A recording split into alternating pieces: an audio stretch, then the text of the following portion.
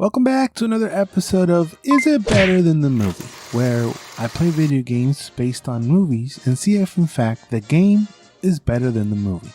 Today we have a different entry. This game is not based on a movie, it's based on a series, and that is Disney's Goof Troop. Released in 1992, the series Goof Troop follows one of the lovable Disney Fab Five, Goofy, as he manages life raising his son Max in Spoonerville, with Pete as his neighbor whose mission is just to try to get rid of the Goofs. I revisit a few episodes for the sake of this video, and I do remember watching this when I was younger, but after 25 plus years, I felt I needed a little bit of refresher. And after only a handful of episodes, I thought it was okay. The dynamic between Pete and Goofy is very What About Bob and other comedies of the 90s that we've seen before, where Pete is trying his hardest to get rid of Goofy, and Goofy is just living his life carefree, oblivious to what the nefarious Pete is actually up to. I did manage to catch this Easter egg that flashed by super quickly. It seems to be a toy Bart Simpson head, so I thought that was really cool. Overall, I thought it was another chaotic 90s cartoon, but one that is most likely in the middle of the pack. It's not terrible, and it's not an all-timer.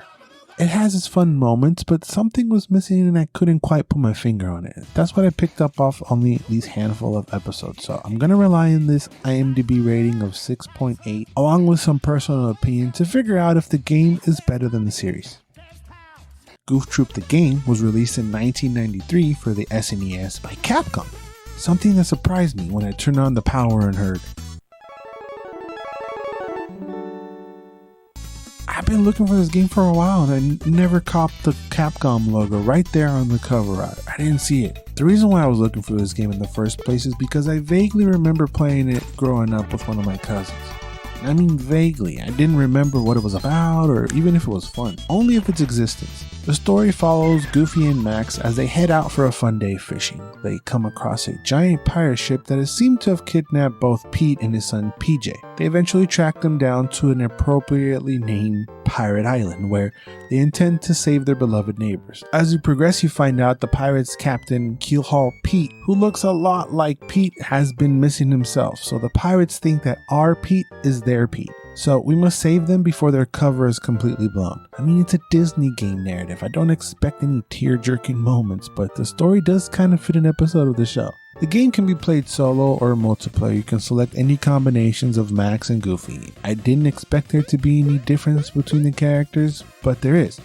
Max is about half the size of Goofy and he's way speedier. He's very good for zoomies right past enemies, but his attacks do about half the damage, and Goofy is the complete opposite. He's twice as tall, slower, and he can kill. I don't know, kill kind of seems too violent to say kill in a Disney game. Dispose? Yeah, let's go with dispose. Goofy disposes of his enemies with one hit, and I found myself going for Goofy more due to that one hit factor over the speedy evasion skills of Max.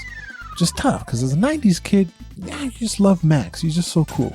Although there are some certain levels where I did end up picking Max because his speed just came in handy. There were way more enemies than I expected. Again, me grossly underestimating the whole game. Wild animals will attack, but our main villains are the pirates. And they're not all just regular schmegular pirates neither. I thought they would be all just lame-o pirates walking around being annoying, but no. Some can catch what you throw at them, which impressed the hell out of me. Some can kick blocks, ruining some of your puzzle progress, which annoyed me. And in the later levels, you will even find fire-breathing pirates and some that turns into balls and roll at you, along with so many more that I just failed to mention. But our main form of attack is by chucking stuff at them. Barrels, pots, bombs, and some enemies might even leave certain things on the battlefield for you to pick up and throw at them. There are a variety of items to use. You can only equip 2 at a time, and sometimes you have to remember where you leave certain items, like boards you have to place on busted bridges to walk across, or candles you have to use to light up rooms. So this forces you to keep track on where you leave all this stuff, because if you drop them, they don't disappear, you just leave them there. There's also a grappling hook to help you stun enemies for a second, or reach items and fruits or gems to heal you. I found the healing part to be a bit weird. Try to stay with me here. So the gems give you a point, or I guess lives, which is the number next to Goofy's face, and the fruits will give you hearts. Once you collect 7 hearts, you get a point. I guess we're gonna call them lives. But it's weird because if you take a hit without any hearts, it takes away a life. and teleport you to the entrance of the room. Even if you fill up the hearts, it just feels like it should knock you down a heart. Like if you have 3 lives and get hit, I should have 2 lives plus some hearts. You don't. You get knocked down all the way down to 2. But if you have hearts and you get hit, you will start blinking and it will take away some of the hearts, but you still have 2 lives. It just seems that the hearts are like armor, but if you get too many of them, they turn into lives and leave you vulnerable. It just kind of feels like having hearts is better than lives, and it should be the other way around. I tried my best to explain it. Hopefully you understood me. I just found that to be really, really weird, and it takes a second for you to get a hang of it. Another item is the bell that you use to attract the attention of the enemies, and a shovel to dig for treasure or fruits or whatever. Oh, you're gonna dig that whole thing? Yeah.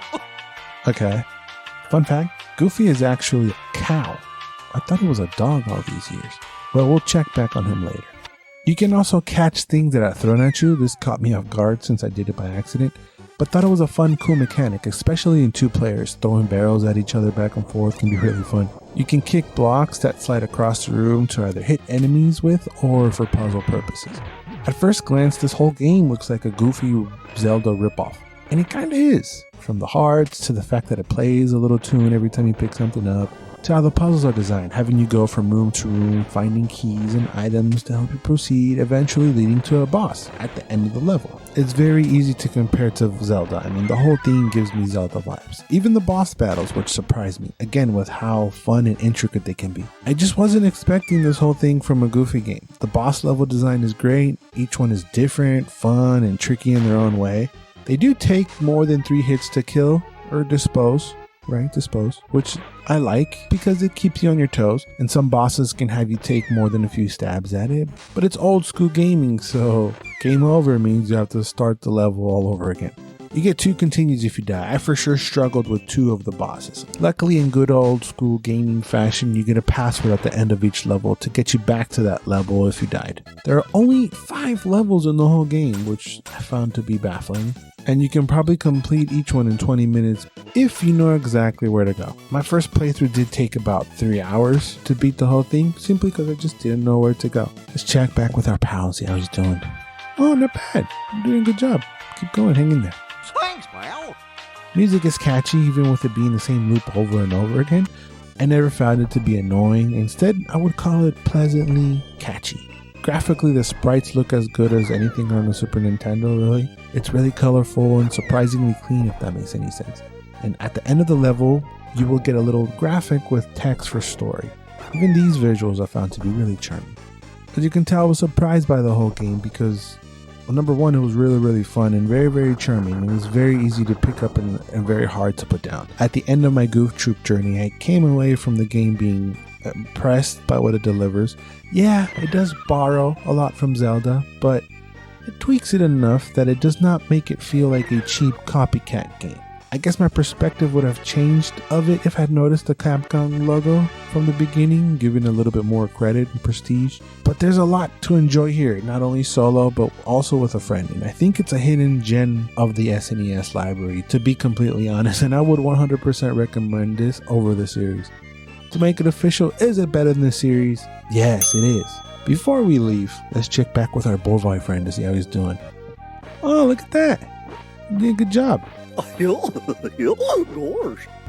Make sure you guys leave a like for Goofy and tell him he did a good job in the comments. And if you enjoyed this video and thought I did a good job, let me know in the comments as well. Sharing the video and subscribing will be greatly appreciated, along with what movie video game I should play next to see if the game is better than the movie.